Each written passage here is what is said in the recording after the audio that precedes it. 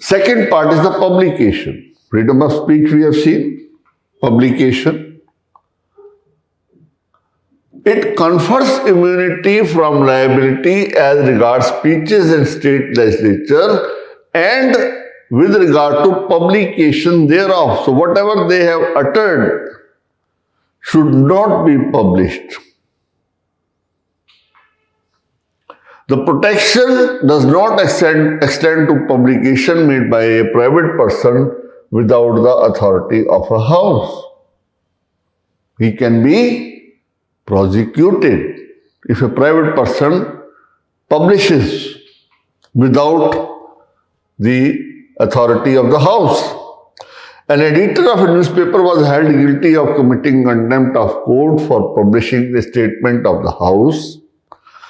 So Parliamentary Proceedings Act of 1956 was passed, which provided that no person shall be liable to any proceeding, civil or criminal, in any court in respect of the publication of substantially true report of the proceedings of either House of Parliament unless it is proved that the publication expressly ordered to be expunged by the Speaker. This is, light of a kind of dilution of absolute freedom, a kind of fetters on absolute freedom of publication. What happens if, suppose, something is uttered by a member in the House which the Speaker feels that should not be brought on record? The recording of procedures, the speeches, whatever happens, is being continuously done during the session. Continuously. Each and every word which is uttered is recorded. Not only recorded on tapes, etc., but recorded in writing. And that voluminous records are there, which are preserved for future references.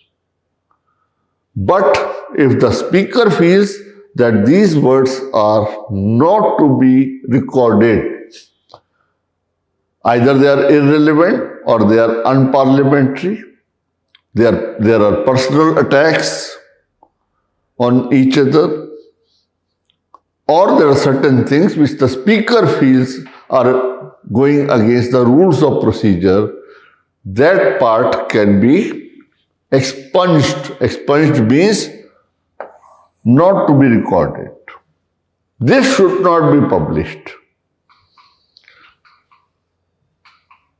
The Supreme Court has ruled that the publication of inaccurate or garbled version of speeches delivered in the House or misreporting of proceedings amounts to breach of privilege of the House. Now, friends, you may be asking one question, or one question may be bothering all of you. I know it is, but you are not asking me. That there is a live telecast of the proceedings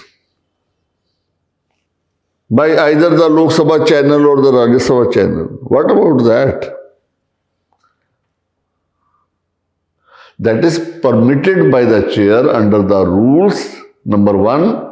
Number two, it is the true publication or true transmission, not a distorted version. Whatever actually is happening is being transmitted or known to the public. Now, if suppose Speaker wants that also to be stopped, it will have to be stopped. So, if there is a live telecast, live broadcast, it is within the rules and with the permission of the chair. Only with the reason being that this is the true publication or the true communication of the proceedings of the House. Right? The scope of protection of immunity available to the members of Parliament is quite wide and is not confined only against judicial proceedings, but is available to them against all civil action and criminal proceedings for anything said or any vote given by them in the House of Parliament. Now, friends, there are two aspects of it. Please make a note of it. One is the publication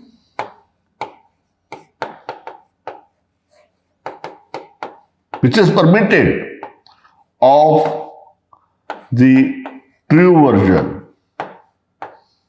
without any distortion, right? Second part is that no court will take cognizance.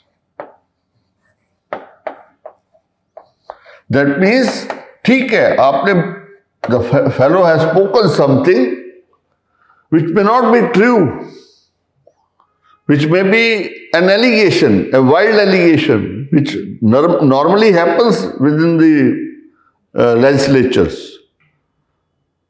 But they have to be, if permitted by the speaker, the true version, the exact version can be published or telecast. But the member who has spoken that cannot be dragged to any court of law. This is the second part of it. So don't get confused about this. It is very clear. Yes, the true version can be communicated to the public, but at the same time, no court proceedings can be, either civil or criminal, can be initiated. What will be the civil type of this thing? Again, defamation, either civil defamation or criminal defamation. The object of protection is to enable members to speak their mind in Parliament freely and frankly. Now puts this immunity on a very solid footing, 44th Amendment. It has incorporated 361A, right? The Constitution, so this amendment gives it a constitutional protection. Earlier it was regulated only by a law of the Parliament. Now it is made part of the Constitution itself. Provides that no person shall be liable to any civil or criminal proceedings in any court in respect of publication in a newspaper of a substantially true report to the proceedings of the either house or of a state legislature unless publication is proved to have been made with malice, with ill will.